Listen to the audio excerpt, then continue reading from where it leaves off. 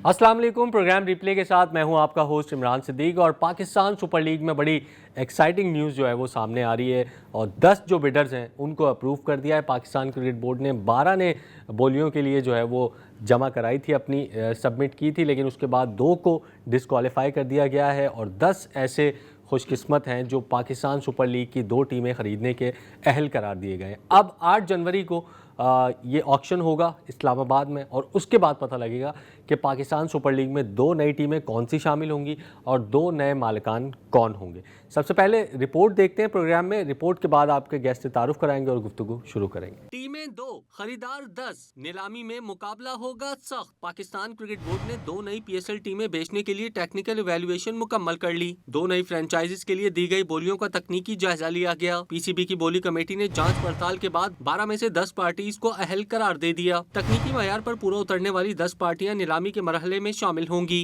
और सख्त मुकाबले की तवक्को है। PSL की दोनों टीमें 1-1 अरब से जायद रुपए में फरोख्त की जा सकती हैं। 2 नई टीमों की नीलामी 8 जनवरी को इस्लामाबाद में होगी, जो बराह रास्त नशर की जाएगी। नीलामी के बाद 2 नए मालिकान अपनी टीम के शहर का इंतखाब कर सकते हैं। PCB ने 2 नई टीमों के लिए रावलपिंडी, हैदराबाद, फैसलाबाद, गिलगित, मुजफ्फराबाद और सियालकोट को शॉर्टलिस्ट किया है। रिपोर्ट आपने देखी और कौन से वो 2 शहर होंगे जो पाकिस्तान सुपर लीग में शामिल होंगे। 6 शहरों के नाम पाकिस्तान क्रिकेट बोर्ड ने दिए हैं। हमारे साथ मौजूद हैं तज्जियाकार मुनीरुल हक साहब और उनसे बात करेंगे। हमने सब ने पाकिस्तान सुपर लीग 6 टीमों के साथ देखी, 10 साल देखी और हर गुजरते साल के साथ हम देखते हैं कि थोड़ा सा इंक्रीज़ होता जा रहा है मामला, जो है वो पॉपुलैरिटी इंक्रीज़ हो रही है, व्यूवरशिप इंक्रीज़ हो रही है। अब जब 8 टीमें हो जाएंगी तो फिर आप कहाँ खड़ा देखते हैं पाकिस्तान सुपर लीग? बहुत बहुत शुक्रिया इमरान। जो इस दफ़ा हमें नज़र आ रहा है ना, जो एक इंथुसियाज़म, जोश वाला जो नज़र आ रहा है, रोड शोज़ हो रहे हैं कभी लंदन में, कभी न्यूयॉर्क में, टीमों के लिए जिस तरह है और 1 बिलियन प्लस की बिड की बातें हो रही हैं, उससे तो ये लगता है कि इस दफ़ा जो पाकिस्तान सुपर लीग में जो 2 नई टीम आएंगी उससे बहुत ज़्यादा शोहरत मिलेगी। इस PSL को शोहरत तो ऑलरेडी है, क्योंकि ज़ाहिर है जो 10 बिडर्स की आपने बात की उसमें गैर मुल्की भी हैं और गैर मुल्कियों का इस PSL के बिड में शामिल होना इस चीज़ की गमाज़ी करता है कि ये जो है PSL ये बहुत आगे जाएगा और इसका जो है ऑलरेडी एक बड़ा ब्रांड बन चुका है। तो अच्छी खुशी की बात है।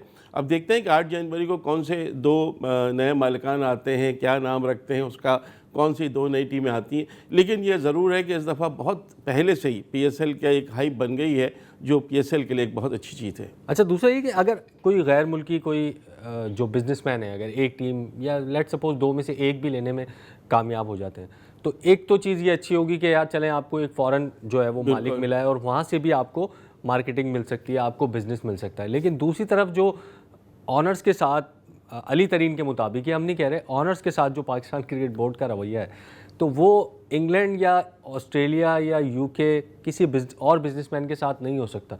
तो आप समझते हैं कि ये पाकिस्तान क्रिकेट बोर्ड को भी अब थोड़ा सा हल्का हाथ रखना पड़ेगा अगर कोई फॉरेन बिजनेसमैन ये खरीदता है तो? बड़ा चुभता हुआ सवाल पूछा आपने, खास तौर से अली तरीन, क्योंकि देखिए अली तरीन और PCB के मामला जो है ना बहुत अरसे से कोई इतने अच्छे नहीं है। बीच में तो ये हुआ था कि वो बिल्कुल बाहर हो गए थे, फिर हुआ कि नहीं है। तो ये चीज़ें PCB को सोचने की ज़रूरत है। मेरे ख्याल और फ्रेंचाइजेज़ की अपने अपनी हैं तो मसाइल, लेकिन वो इतना ज़्यादा उजागर पब्लिकली कभी उन्होंने कहा नहीं, इतना नहीं कहा। एक आध दफ़ा कुछ बातें हुई थी लेकिन वो इतना नहीं था, वो सब सेटल हो गई चीज़ें। लेकिन अली तरीन का मामला काफ़ी आगे गया था और काफ़ी उसमें थोड़ा सा हमने देखा कि PCB उनमें काफ़ी वो थोड़े से उन्होंने, मैं समझता हूँ, मेरा अपना पॉइंट ऑफ व्यू कि उन्होंने भी थोड़ी सी लाइन क्रॉस कर दी थी। वो नोटिस फाड़ना इस तरीके से ट्विटर पर आकर, वो थोड़ी सी ज्यादती है। मेरा ख्याल है बिल्कुल आपकी बात सही है। अगर आप इस तरह से करेंगे तो इदारा है, देखें इदारे का अपना एक एहतराम होता है। जब इदारे पर बात आती है तो फिर इदारे के आगे आप कुछ नहीं कर सकते। मेरा ख्याल अली तरीन साहब की समझ में भी कुछ आया है, चीज़ें कुछ, वो कहते हैं ना थोड़ा सा वक्त दे, लेट्स द डस्ट सेटल्ड, तो फिर उसके बाद देखते हैं कि क्या होता है। अच्छा, वैसे अगर इनकी जो कीमतें हैं पाकिस्तान सुपर लीग की, हम जो ऑफिशियली तो अभी कोई फिगर नहीं आया है ज़ाहिर है, लेकिन ये रिपोर्ट हो रहा है कि 1 अरब से ज़्यादा से शुरू होगी बोली जो है। लेकिन अब ये 10 बिडर्स हैं। हम ये समझ रहे थे यार 4-5 होंगे जो टॉप के आपके बिजनेसमैन हैं, या 1-2 UK या USA से होंगे, लेकिन 10 हैं। तो अब ये आप समझते हैं कि बिडिंग इतनी इंटेंस हो जाएगी कि ये मामला फिर 150 करोड़ 200 करोड़ पर भी जा सकता है। 1.3 बिलियन की तो हम बातें सुन भी रहे हैं कि 1.3 बिलियन 130 करोड़ बिड हो सकती है, लेकिन इससे ज़्यादा भी जा सकता है। अभी हमने पीआईए की निचकारी भी देखी। इस तरह की अगर शफाफ ट्रांसपेरेंट तरीके से लाइव नशर होगी वो, और लाइव होगी, ये भी लाइव स्ट्रीमिंग है, तो उसमें आपको बहुत अच्छा मौका मिलेगा। एक तो ट्रांसपेरेंसी होती है, ऊपर से जब वाकई लगता है। लेकिन ये सब चीज़ों का सबसे बड़ा फ़ायदा होगा पीएसएल को, पीएसएल इंतज़ामिया को, पीएसएल के ब्रांड को। लोगों का शौक़ बढ़ेगा, दुनिया में और ज़्यादा पीएसएल जो है वो एक बहुत बड़े ब्रांड की सूरत में आएगा। अभी तो हम एक दो को देखते हैं ना, लेकिन अब जिस तरह पीएसएल में सबसे बड़ी चीज़ है फॉरेन इन्वेस्टर्स का आना, फॉरेन कंपनियों का इसमें। इसका मतलब है कि इसकी एक अपनी वैल्यू है, आप उससे इनकार नहीं कर सकते। अच्छा, दूसरा ये एक जो और मेरे जहन में थोड़ी सी कंसर्न था कि यार लेट सपोज दो जो मालिकान हैं नए, उन्होंने 150 करोड़ में या 160 करोड़ में एक एक टीम ले ली। अब जो कोयटा पेशावर, अगर इन टीमों की हम बात करते हैं तो इनकी वैल्यू, इनकी जो एनुअल फीस है 50 करोड़ से भी कम है, और जो आपका डिस्ट्रीब्यूशन फार्मूला है वो सेम है। मतलब ऐसा नहीं है कि जो टीम ज़्यादा दे रही है उसको ज़्यादा है, या तो उससे थोड़ा सा फिर जो नए मालिकान होंगे कंसर्न नहीं होंगे कि यार जो 45 करोड़ दे रहा है उसको भी इतने पैसे मिलने हैं, जो 150 करोड़ दे रहा है उसको भी इतने पैसे मिलने हैं। देखिए, सबसे पहला तो ये है कि जो दो नए बिडर्स आते हैं उनको ये पता है कि उस पुराने में तो नहीं मिलेगा। दूसरे पीसीबी, ज़ाहिर है उन्होंने अपना मुश्किल वक्त गुजार चुके हैं। मुश्किल वक्त दूसरे पीसीबी का मैंने कहा है कि जहाँ शॉर्ट होगा कुछ भी तो वो पीसीबी उसको पूरा करेगा। उन फ्रेंचाइजेस का खासतौर में ख्याल है सबसे कम कोयटा या कौन सी टीम है जिसकी कोयटा है, तो उन सब का वो कहीं ना कहीं वो उसको कंपनसेट करेंगे और चीज़ें होंगी। लेकिन जो दो नए बिडर्स हैं वो ये सोच के आएंगे कि 1 बिलियन प्लस की बात होगी उनके साथ। अब वो 150 पे जाएँ, 2 बिलियन तक जाए, ये एक उस वक्त हमें पता चलेगा, क्योंकि बड़ा हार्श मोमेंट होगा। कोई भी ये नहीं चाहेगा कि वो किसी दूसरे को बर्तरी लेने दे या वो चले, तो बड़ा अच्छा मौका होगा। आई थिंक ये पीसीबी इस चीज़ को देख रहा है कि जो पुराने बिडर्स हैं जिनका सबसे कम है उनको किस तरह से बराबर करें, और फिर इनको आने के बाद वो चीज़ें काफ़ी हद तक बेहतर हो जाएंगी। आप क्या चाहते हैं, कौन सी दो टीमें होनी चाहिए? क्योंकि देखें रावलपिंडी भी है, फैसलाबाद भी है, सियालकोट, हैदराबाद, मुजफ्फराबाद, गिलगित, छः नाम जो है वो शॉर्टलिस्ट किए हैं पाकिस्तान क्रिकेट बोर्ड ने। लेकिन अगर हम देखते हैं लाहौर और मुल्तान पहले हैं पंजाब से, और इस्लामाबाद भी जोग्राफियाई हैसियत में देखें वैसे तो कैपिटल है, लेकिन है वो पंजाब से ही टीम। तो हम ये कह सकते हैं कि 3 टीमें ऑलरेडी हैं पंजाब से। आप क्या समझते हैं कौन सी 2 टीमें होनी चाहिए? वैसे तो ये मालिक का राइट है कि वो डिसाइड करेगा, लेकिन आपका क्या ओपिनियन है इस पे होनी चाहिए कि वो स्प्रेड हो ना, अगर आप एक सूबे से हाँ, आप सूबे वाइज बात करते हैं तो फिर गिलगित तो मुजफ्फराबाद 2 ऐसे शहर हैं कि जहाँ के अगर आपको मिल जाए तो एक अच्छा लगेगा कि एक पूरे मुल्क में हो जाएगा। लेकिन फिर वही बात कि आपका जो बिडर है जो इतना इन्वेस्ट करके लेगा उसके जहन में क्या नाम चल रहा है वो उसको फिर फाइनलाइज करेगा। ये हमारे आप, क्योंकि ये तो प्राइवेट चीज़ है, ये तो आपको कुछ है नहीं कि ज़बरदस्ती आप पे लागू नहीं किया जाएगा। इन 6 में से आप कोई भी सेलेक्ट कर ले। लेकिन अगर गिलगित और मुजफ्फराबाद अलग अलग 2 टीमें आती थी तो एक तसव्वुर मिलता कि जोग्राफियाई हदूद हमारी सब कवर हो जाती उसमें। अच्छा, तो ये भी कर सकता था पाकिस्तान क्रिकेट बोर्ड के जो प्रोविंस जिनकी टीमें कम हैं, मतलब पंजाब से अगर जैसे हमने बात की कि 3 हैं, सिंध से 1 है, बलूचिस्तान से 1 है, केपी से 1 है, तो अगर ये 3 सूबे डिसाइड करके पाकिस्तान क्रिकेट बोर्ड बोलता कि इसमें से आप कोई प्रोमिनेंट सिटी का नाम सेलेक्ट कर सकते हैं, उन्होंने खुद ही 6 सिटीज़ का नाम सेलेक्ट कर लिया और उसमें से 3 जो हैं वो एक ही प्रोविंस है, जबकि 3 ऑलरेडी एक प्रोविंस है। तो आप समझते हैं थोड़ा सा इसमें बेहतरी की गुंजाइश थी इस सिलेक्शन के अंदर, खास तौर पे, या अगर फ़ैन को इन्वॉल्व करते एक सर्वे हो जाता, वो तो बहुत अच्छा होता है। वो तो आपकी बात सही है, वो बहुत अच्छा होता है। या फिर ये कि ये 6 सिटीज़ नहीं देते, वो 2 सिटीज़ के नाम ही दे देते कि भाई यही 2 सिटीज़ हैं, इन्हीं को आपको चूज आप आगे कुछ नाम लगा दें। उसमें कुछ भी आप वो कर दें तो आगे जाहिर है वो तो लगता ही है नाम। लेकिन इसमें आपको या तो 2 सिटीज़ कर देते या फिर आपको एक वो रखना चाहिए था कि भाई हर सूबे की नुमाइंदगी बराबर। सूबा पंजाब चूँकि सबसे बड़ा सूबा है तो उसकी जाहिर है उसमें नुमाइंदगी ज़्यादा ही ऑलरेडी है, लेकिन है। अब उसमें रावलपिंडी का भी आपने नाम लिया, आई डोंट नो कि कौन सी आएंगी, लेकिन अगर पूरे मुल्क की होना तो पाकिस्तान सुपर लीग है, इट्स नॉट कोई प्रोविंस सुपर लीग। तो पाकिस्तान सुपर लीग है तो हर जगह की आपको इसमें रिप्रेजेंटेशन ज़रूरी है। बिल्कुल, देखते हैं कि कौन सी 2 नई टीमें हैं जो शामिल होंगी, और हर शहरी जो कि हैदराबाद में रहता है, मुजफ्फराबाद में रहता है, सियालकोट, फैसलाबाद, जहाँ भी रहता है, उसकी यही ख्वाहिश है कि यार मेरी टीम जो है, मेरे शहर की टीम जो है वो पाकिस्तान सुपर लीग में शामिल हो। लेकिन उसके लिए आपको 8 जनवरी का जो है वो पार करना पड़ेगा। प्रोग्राम में शामिल करते हैं ब्रेक के बाद वापस आते हैं। प्रोग्राम में एक मरतबा फिर खुशामदीद। और पहले पार्ट में हमने बात की पाकिस्तान सुपर लीग की काफ़ी तफसील से, और क्या क्या होगा पाकिस्तान सुपर लीग में। अब पाकिस्तान के मुख्तलिफ प्लेयर्स, यानी कि पूरी की पूरी टीम ही अगर हम कहें तो मुख्तलिफ लीग्स में आपको खेलती हुई नज़र आ रही है। BPL में जो है वो पाकिस्तान के क्रिकेटर्स हैं, बिग बैश में हैं, ILT20 में आपको खेलते हुए नज़र आ रहे हैं। मुनीर साहब, वर्ल्ड कप से पहले अच्छी बात है कि एक चलें क्रिकेट हो रही है, कहीं ना कहीं पे पाकिस्तान के क्रिकेटर्स खेल रहे हैं, लेकिन जो कंसर्न है, 2-3 कंसर्न भी हैं, उसमें सबसे बड़ा जो कंसर्न है वो फ़खर ज़मान का है। 10 मैचेस वो IL T20 में खेल चुके हैं, ऑलरेडी नेशनल टीम में आउट ऑफ फॉर्म है वो, 10 मैचेस वहाँ भी खेल चुके हैं, 171 स्कोर किया है उन्होंने 17 की आई थिंक एवरेज है उनकी, और 115 का शायद कोई स्ट्राइक रेट है। तो वर्ल्ड कप से पहले बड़ा कंसर्न है पाकिस्तान टीम के लिए ये। देखिए कंसर्न तो है, लेकिन फ़खर ज़मान वो प्लेयर हैं कि जब वो फॉर्म में होते हैं तो बहुत अच्छी फॉर्म में होते हैं, और जब आउट ऑफ फॉर्म होते हैं तो बहुत उनकी फॉर्म जो है बहुत बुरी नज़र आती है, जैसे नहीं एक ऑर्डिनरी से प्लेयर लगते हैं। लेकिन अब देखें ना, 7 जनवरी को आई थिंक पहला श्रीलंका से आपका T20 है जो पाकिस्तानी टीम को 3 मैचेस श्रीलंका से खेलने हैं, उसके लिए अभी तक आपने टीम अनाउंस नहीं की है। और जो आपकी टीम के कुछ मेन प्लेयर हैं, जैसे शाहीन शाह अफरीदी की बात करें, बाबर आजम की बात करें, वो दोनों बिग बैश लीग खेल रहे हैं, और बिग बैश लीग एक ऐसी जगह पे खेल रहे हैं जहाँ का माहौल और एनवायरनमेंट एंटायरली डिफरेंट है एज़ कम्पेयर टू श्रीलंका। तो हम कहीं पे एक तो अब तक टीम का अनाउंस हो जाना चाहिए था, कोई कैंप लगना चाहिए था। ये भी सुना है कि बिग बैश लीग के खिलाड़ी शायद शिरकत नहीं करेंगे इस ट्राई सीरीज़ में, ये भी एक इम्पॉर्टेंट चीज़ है। हालांकि हमें सबसे ज़्यादा फोकस देनी चाहिए अपने इस ICC इवेंट को।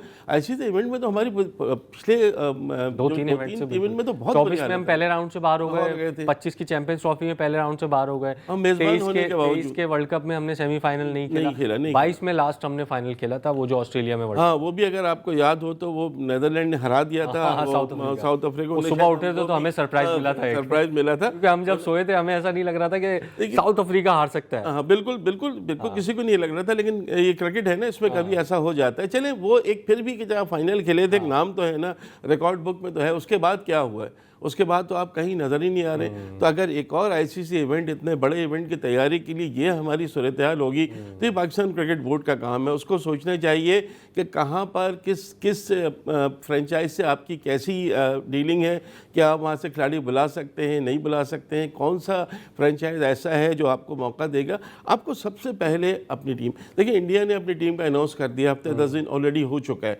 हमारा अभी कुछ नहीं पता है कि हम श्रीलंका के लिए नहीं है तो T20, तो ये जो हम डिले करते हैं ना, इसमें आखिरी वक्त तक सस्पेंस, ये परेशानी की चीज़ है। ये जो बिल्कुल एक पॉइंट बहुत सही है कि यार हमने जो श्रीलंका से 3 मैचेस खेलने हैं, जो कि 7, 9 और 11 जनवरी को हैं, दम्बोला के ग्राउंड पर खेले जाएंगे 3 T20 मैचेस।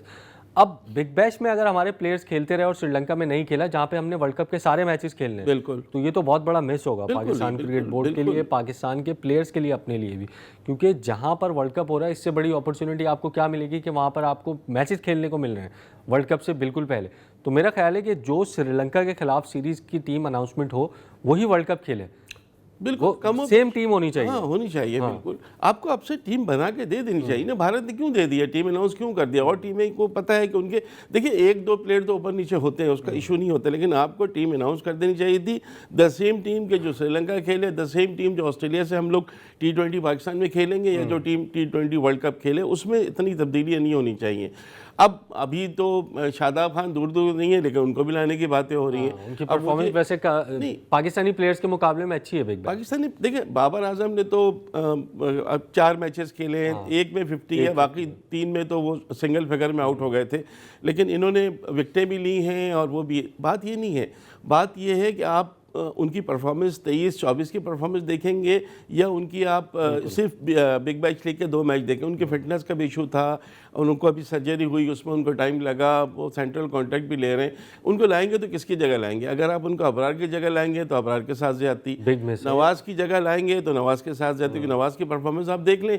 हालांकि नवाज की परफॉर्मेंस, उस्मान तारिक को जहाँ जहाँ मौका मिला उसने परफॉर्म किया है। नहीं, आपको यहाँ पे सुफियान मुकीम 20 विकेटें अभी प्रेसिडेंट, मैं यही कह रहा हूँ। आपके पास देखिए माँ सदाकत को लाने की बातें हो रही हैं, वो बहुत अच्छा पोटेंशियल है, लेकिन अभी किसकी जगह लाना है? तो शादाब की जगगह फिलहाल तो नहीं बनती। अगर ज़बरदस्ती लाएंगे तो फिर यहाँ तो फिर किसी के पास कोई ज़बरदस्ती होता है। शादाब खान ICC इवेंट्स में कहीं ना कहीं से आ ही जाते हैं। नहीं, आ जाते हैं, तो हमारी आपकी भी तो खामी है ना, हम क्यों नहीं इसको हाईलाइट करते? क्या मतलब, अब जैसे अबरार 23 और 24 2023-2024 में शादाब की वजह से इंटरनेशनल क्रिकेट से बाहर है, उनको फिर आप बाहर कर देंगे। या नवाज को किस बुनियाद पर आप उनकी जगह खिलाएंगे? किस आपके पास स्पिनर्स हैं ना, आपके पास सुफिया वो भी हैं, साहिब अयूब भी हैं, फिर कप्तान सलमान अली आगा भी बहुत अच्छी ऑफिस में बॉलिंग करते हैं। तो ये तो इशू नहीं है। इशू तो यहाँ पे ये है कि आप क्यों ले रहे हैं उनकी जगह, क्यों ये बात ही क्यों हो रही है कि आप उनको खिलाएंगे?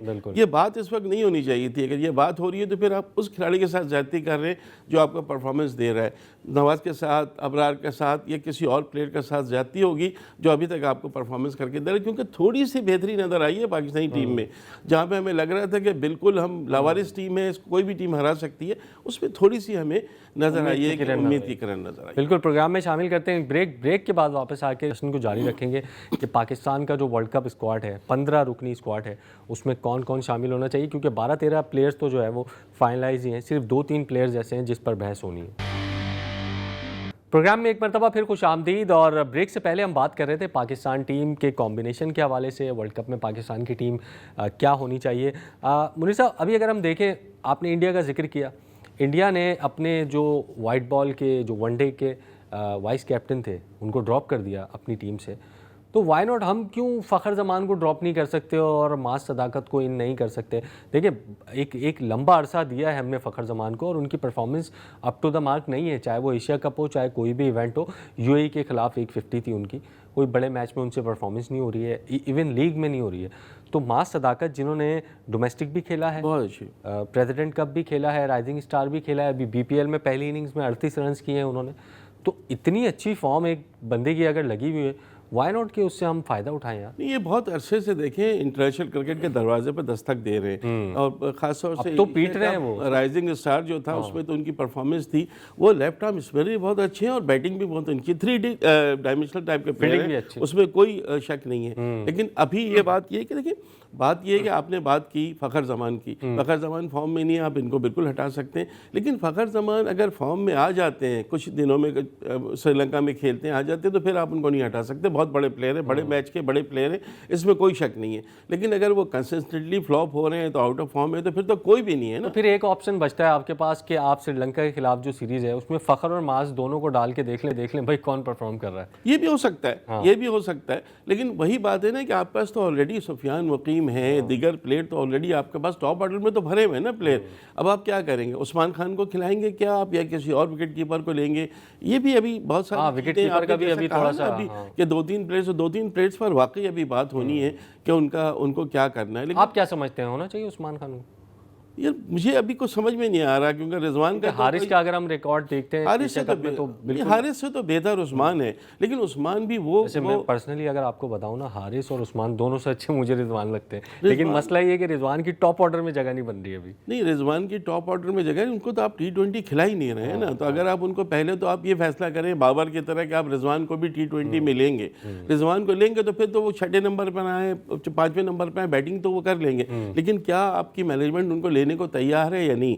बाबर को भी लेने पे तैयार नहीं थी, बाबर तो कुछ अरसे के बाद, साल भर बाद तकरीबन आ गए थे, लेकिन रिजवान अभी तक नहीं आए। अच्छा, रिजवान की बिग बैश लीग में भी कारकर्दगी अभी कोई ऐसी नहीं है कि कोई उसमें बहुत अच्छी चीज़ नजर आए। लेकिन आपकी बिल्कुल सही है, पर्सनली आपका भी यही है, ज़्यादातर लोगों की यही राय है कि अगर हम बात करें तो रिजवान अभी भी हमें इन दोनों से बहुत बेहतर लगते हैं। क्योंकि जिस तरह से मैच्योर शॉट्स खेलने की बात है, वो ना उस्मान खान में है ना वो हारिस में है, वो हमें नजर आता है। Even in the wicket keeping, मतलब विकेट कीपिंग में भी दोनों से अच्छे हैं वो। और फिर वो चूंकि टेस्ट टीम में भी हैं, वनडे आप देखें ना, ये कितना इंपॉर्टेंट शोबा है कि विकेट कीपिंग में अगर वो तिलक वर्मा को आउट कर देते तो तीनों एशिया कप हमारे पास थे। तिलक वर्मा को उन्होंने मतलब बहुत लेट कर दिया था, बहुत लेट कर दिया था, और वो बहुत बड़ी गलती है, फाश गलती कहते हैं ना, कि ऐसे मौके पर आप ऐसे, और उस प्लेयर को कि जो मैच पूरा निकाल के ले सेट है। बिल्कुल नहीं, हारिस की तो खैर अभी जगह ही नहीं बनती, उनको आपने बहुत मौके दे दिए, इतने मौके उनको मिल चुके हैं कि फिलहाल उनके साथ ज्यादती होगी। इससे अच्छा है कि आप किसी और को देखें। उस्मान खान को यूँ लिया गया, आपके पास कोई और ऑप्शन बचा नहीं है शायद, या हैं भी तो गाजी गौरी और दूसरे जो हैं वो अभी शायद थोड़ा सा वो है। हाँ, अभी तो वो अभी उनको बन रहे हैं। थोड़ा वक्त टाइम लगेगा। लेकिन एक चीज़ अच्छी है ना कि आपको अंडर 19 लेवल पे देखें या पिछले साल अंडर 19 वर्ल्ड कप के प्लेयर्स देखें, वो बड़ी अच्छी परफॉर्मेंस दे रहे हैं। कायदम ट्रॉफी में टॉप 5 में 4 प्लेयर हुए हैं जो पिछले साल अंडर 19 खेले थे। साद बेग को देख लें, शमाइल हुसैन को देख लें, शाहजेब खान को देख लें, अजान उवैस को देख लें। 5 में 4 टॉप में, जो 5 लेफ्टी हैं सारे। ये हाँ लेफ्टी है चारों, और चारों जो टॉप ऑर्डर है। अच्छा, इधर अगर आप आते हैं तो कायदम ट्रॉफी में भी आपको सात बेग टॉप स्कोर नज़र आते हैं, smile Hussain second top scorer, Shahzeb third top scorer. फिर अगर प्रेसिडेंट कप आप देखते हैं फाइनल में तो आपको एक सेंचुरी नज़र आती है शाहजेब खान की। ये चीज़ पाकिस्तान के लिए अच्छी है, जहाँ 4 टॉप ऑर्डर आपका बैकअप तैयार हो। बैकअप देखिए 4 लेफ्ट हैंडेड आपकी आपने बात की ना, चारों लेफ्ट हैंडेड है, चारों टॉप ऑर्डर। इस तरह 4 लेफ्ट आर्म स्पिनर भी तो आपके पास तैयार है ना। आपके पास मेहरान मुमताज़ भी हैं, आपके पास यासिर अरफात मिनहास भी हैं, आपके पास फैसल अकरम भी हैं, आपका सुफियान मुकरीम भी है। आपका डोमेस्टिक का टॉप परफॉर्मर जो स्पिनर है बाहर है टीम से। ये मतलब वही यही कहना चाह रहा हूँ कि अब अगर हम ये कहें ना कि हमारे पास टैलेंट नहीं आ रहा, तो शायद अब थोड़ा हम गलत कहेंगे। टैलेंट आ रहा है। अभी आप अंडर 19 में देख लें ना, अली रज़ा इंजरी से एहतियाब हुए फाइनल में, कितनी अच्छी बॉलिंग, अब्दुल सुबहान कितने अच्छे बॉलर, मोहम्मद सयाम कितनी अच्छी परफॉर्मेंस दे रहे हैं। फिर हमने समीर मिनहास को देखा, हुज़ैफा को देखा, और भी 1-2 प्लेयर हैं आपको, अहमद हुसैन, ये वो प्लेयर हैं जो आपको नज़र आ रहे हैं। अब इन पर कितना काम होता है। अच्छा मुनीर भाई, ठीक है, पहले भी अंडर 19 हो, राइजिंग स्टार हो या PSL से टैलेंट अब मिला है हमें, लेकिन वो किस तरीके से प्रोसेस होता है आगे, वो थोड़ा सा क्वेश्चनेबल है।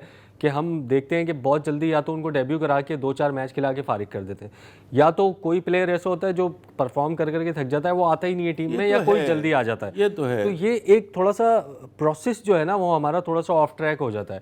अभी देखें हमारे पास, आपने जिस तरीके से नाम लिए हैं, वो आपने अंडर 19 एशिया कप के लिए, अभी राइजिंग स्टार जो एशिया कप हुआ था उसमें से भी हमें 3-4 बहुत अच्छे प्लेयर मिले, जिसमें से एक वो लेग स्पिनर थे साद थे, और मास सदाकत थे उसके अंदर, और भी 2-3 प्लेयर्स थे उसके अंदर जिन्होंने बड़ी अच्छी परफॉर्मेंस। खुद भी कप्तान थे, वो भी अभी नजर नहीं आ रहा इंटरनेशनल सर्किट में। यही हम करते हैं कि या तो बहुत जल्दी ले आते हैं या फिर इतना लेट कर देते हैं कि वो अपनी पीक की गुजार चुका होता है। आपकी ये बात मिडिल वे निकालना पड़ेगा। बिल्कुल आपकी बात सही है। जो खिलाड़ी आपको नजर आए हैं उन खिलाड़ियों को पिक करें। NCA किस लिए आपके पास, नेशनल क्रिकेट अकेडमी में लाएं, किसको T20 में लाना है, किसको वनडे में लाना है, किसको तीनों फॉर्मेट खिलाने। अगर एक खिलाड़ी टॉप परफॉर्मर है कायदम ट्रॉफी का भी, प्रेसिडेंट कप का भी, तो वो तीनों फॉर्मेट खेल सकता है। इसका मतलब है, अब जाहिर है ये अच्छी चीज़ होगी। PSL के बाद हमें मज़ीद चीज़ें निखार नज़र आएगा, लेकिन ये मुझे खुशी है कि यार हमें यंगस्टर लेवल पे, यानी भारत जैसी टीम को हराना, इतना चढ़ के खेले आप अंडर 19 में, मजाक नहीं है कि आप 350 करते हैं और फिर उनको 200 करीब रन से हरा भी देते हैं। तो ये नज़र आ रहा था कि पाकिस्तान का पोटेंशियल है। तो इसी तरह राइजिंग स्टार में हमने देखा, इसी तरह और डोमेस्टिक में हम देख रहे हैं। अब आपके लिए वक्त है कि बड़े नामों के साथ ना जाएं, इनको बनाएं, एक A टीम बना दें, एक B टीम बना दें, कुछ भी बनाएं, इनके दरमियान मुकाबले कराएं, बाहर A टूर ज़्यादा करें, A के जो है उनके टूर आप बढ़ाएं, इसी तरह से होगा। अंडर 19 में देखें, अंडर 19 एशिया कप खेलने आई है जब भारतीय टीम, तो इंग्लैंड का दौरा कर चुकी थी, ऑस्ट्रेलिया का दौरा कर चुकी थी, अपने मुल्क में 3 मुल्की टूर्नामेंट वो खेल के उसके बाद आई थी। ऑल्दो उनकी परफॉर्मेंस जो है वो फाइनल में उतनी अच्छी नहीं रही, लेकिन उसके बावजूद तैयारी करके आए थे। बिल्कुल, हमारी कोई तैयारी नहीं थी। हम थोड़ा सा जो है ना ग्रूमिंग का, थोड़ा सा प्रोसेस का डिफरेंस है। ये अगर बेहतर, तो ये जो टैलेंट सामने आ रहा है इसको हम अच्छी तरीके से यूज़ कर सकते हैं। पाकिस्तान टीम पर हमने बात कर ली, ब्रेक शामिल करते हैं, ब्रेक के बाद वापस आते हैं और एशेज सीरीज़ जिसमें इंग्लैंड को आखिरकार पहली कामयाबी मिल गई, उस पर बात करेंगे।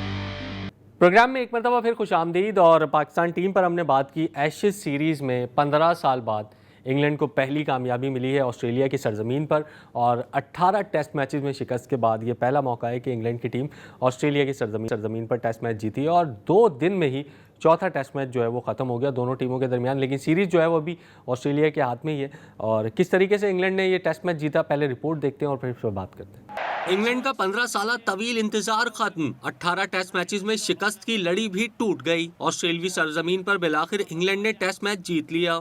मेलबर्न में ऑस्ट्रेलिया ने अपनी दूसरी इनिंग्स दूसरे रोज 4 रन बगैर किसी विकेट के नुकसान पर शुरू की और पूरी टीम दूसरी इनिंग्स में 132 रन पर ढेर हो गई। इंग्लैंड के ब्राइडन कार्स ने 4 और बेन स्टोक्स ने 3 विकेटें ली। इंग्लैंड को जीत के लिए 175 रन का हदफ मिला, जो इसने 6 विकेटों पर हासिल कर लिया। जैकब बैथल 40 और जैक क्रोली 37 रन बनाकर नुमाया रहे। बॉक्सिंग डे टेस्ट के पहले ही रोज 20 विकेटें गिर गई थीं। 5 मैचों की सीरीज में ऑस्ट्रेलिया को 3-1 की फैसला कुन बरतरी हासिल है। रिपोर्ट आपने देखी मुनीर साहब, पहला टेस्ट मैच जो था वो भी इनसाइड 2 डेज ख़त्म हो गया था। ये चौथा टेस्ट मैच भी 2 दिन के अंदर अंदर ख़त्म हो गया। इमेजिन करें ये टेस्ट मैच अगर इंडिया या पाकिस्तान में 2 दिन में ख़त्म होते तो कितनी टेस्ट क्रिकेट पर बातें होती हैं कि यार ये कोई पिचेज़ हैं, ऐसे टेस्ट क्रिकेट नहीं होती, ये टेस्ट क्रिकेट मर रही है। अब कोई बात नहीं कर रहा, अब ये सब कह रहे हैं फास्ट बॉलिंग बड़ी अच्छी। मैं अभी देख रहा था उनका बयान बेन स्टोक्स का, हालांकि उनकी टीम जीती है लेकिन उसके बावजूद वो बहुत नाराज़ है। उन्हें कह रहे कि वो उन्हें बहुत अफसोस होगा अगर ऐसी विकेट उनको दुनिया में कहीं और इस तरह की विकेट बनाई गई। कुछ खिलाड़ियों ने भी क्रिटिसाइज़ किया है, कुछ साबिक प्लेयर्स ने भी क्रिटिसाइज़ किया है, लेकिन सबसे ज़्यादा नुकसान तो खुद क्रिकेट ऑस्ट्रेलिया को हुआ है ना यार। कितना फाइनेंशियल लॉस है। 2 दिन में 1,86,000 गए थे मैच देखने, तो आगे 3 दिन में भी 2-2.5 लाख और चले जाते तो उसका आप देखें। और संडे था कल। हाँ, और कल तो बिल्कुल आपने सही कहा कि इस तरह से अगर आप इतना बड़ा देन और वो चीज़ें, क्योंकि एशेज़ तो उनके लिए ऐसा है ना, पाकिस्तान इंडिया के मैचेस उनके लिए तो वो तो हर मैच में क्राउड फुल होता है वहाँ हर दिन। तो वो पहले दिन 2 दिन में ख़त्म हो जाना, चौथा टेस्ट 2 दिन में ख़त्म हो जाना, एक 4 दिन में ख़त्म हो जाना, दूसरा भी शायद 4 दिन में। मेरे ख्याल है अगर 20 दिन में ये 4 टेस्ट मैच ख़त्म हो शायद 13 दिन में ख़त्म हो गए, तो 7 दिन का ये नुकसान भी है। दूसरे ये कि ये इतने बड़े बड़े रिकॉर्ड इसमें हैं कि भाई वो तो 100 साल पहले और कोई 90 साल पहले इस तरह हुआ कि कभी एक सीरीज़ में 2-2 टेस्ट मैच 2 दिन ख़त्म हो गए। देखिए पर्थ और ब्रिस्बेन की आप बात करें तो कुछ समझ में आता है, मेलबर्न में इस तरह नहीं देखा है। मेलबर्न की विकेट तो नॉर्मली ज़रा थोड़ी सी ईजी विकेट होती है, बैट्समैनों के लिए होती है। 5 दिन मैच चलना चाहिए, 4 दिन में खत्म, 4 दिन तो एटलीस्ट चले। हाँ, लेकिन ये इस तरह से मेलबर्न में, और उसको भी बड़ा क्रिटिसाइज़ किया जा रहा है जो पिच क्यूरेटर है कि उन्होंने घास काफ़ी ज़्यादा रख दी थी, नॉर्मल जो है उसके हिसाब से वो नहीं थी। इसी वजह से आप देखें कि कितने सालों के बाद ऐसा हुआ किसी टेस्ट मैच में 2 इनिंग्स में एक 50 भी नहीं हुई। जो 46 ट्रेविस हेड के हैं वो शायद टॉप स्कोरर हैं, वरना किसी की नहीं हुई। लेकिन एक चीज़ जो अच्छी थी, देखिए 200 भी नहीं हुआ किसी टीम का, नहीं किसी का नहीं हुआ। 175 का टारगेट जो मिला था ना इंग्लैंड को, वो भी बहुत मुश्किल टारगेट था, इसलिए कि आप देख रहे थे पीछे 152, 110, 133 तरह आउट हुए। लेकिन ये आप क्रेडिट दें, एक तो पहले के बहुत तनकीद हो रही थी बेन डकेट पे, लेकिन बेन डकेट और जैक क्रॉली ने 50 की पार्टनरशिप की, ओपनिंग पार्टनरशिप। फिर ओली पॉप की जगह जैकब बेथल को लाया गया, वो पहली इनिंग्स में तो 1 रन पे आउट हो गए। यहाँ उन्होंने 40 रन जो बनाए ना, वो इंग्लैंड को बहुत इंपॉर्टेंट। हैरी ब्रुक भी नॉट आउट रहे, जो रूट के लिए अच्छा नहीं था, 15 रन बनाकर आउट हो गए थे, लेकिन फिर बाद में हैरी ब्रुक ने संभाल लिया। तो 175 भी आम सूरत-ए-हाल में 300 से कम नहीं है अगर आम विकेटों की आप बात करें। लेकिन ये चौथी इनिंग्स में वैसे भी अबव 150 एक मुश्किल टारगेट ही होता है। मुश्किल टारगेट तो होता ही है, और खास ऐसी विकेट पे जहां पहली 110 पे आउट हो जाए, लेकिन वहां अगर आप 176-78 बना के अगर आप जीत लेते हैं 4 विकेटों से, तो अच्छी कामयाबी है। सबसे बढ़ के ये कि ऑस्ट्रेलिया जो समझ रहा था, जो हम भी समझ रहे थे कि वाइट वॉश होगा, 5-0 होगा, पता नहीं इंग्लैंड का घर जाएंगे तो क्या हाल होगा, तो थोड़ी सी उनको एक ढारस मिली है। बिल्कुल, और इंग्लैंड का इंतज़ार तो ख़त्म हो गया, 15 साल का 18 टेस्ट मैचेस वो, लेकिन पाकिस्तान का जो इंतज़ार है वो भी काफ़ी तवील है, वो ख़त्म नहीं हो रहा। देखते हैं कि पाकिस्तान की टीम भी इंग्लैंड की तरह अपने नेक्स्ट टूर ऑस्ट्रेलिया में कोई टेस्ट मैच जीत सकती है या नहीं। तो प्रोग्राम में हमने बात की तमाम तर PSL के हवाले से, पाकिस्तान टीम के हवाले से। अगले हफ्ते आपसे एक मरतबा फिर मुलाकात होगी, तब तक के लिए अल्लाह हाफ़िज़।